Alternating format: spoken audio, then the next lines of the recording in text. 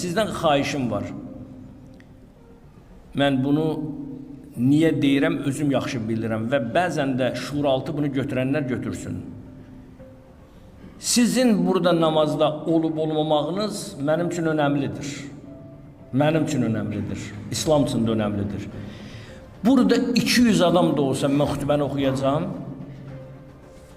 İndi bəlkə sosial mediada mənim indi canlı yayımıma TikTokda bəlkə də 300, 500, 700 bilmirəm nə qədər 1000 adam baxır canlıda.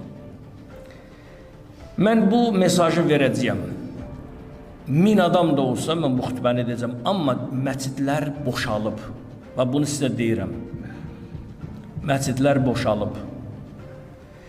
Məscidləri doldurmasanız başqaları gəlib burada oturacaq.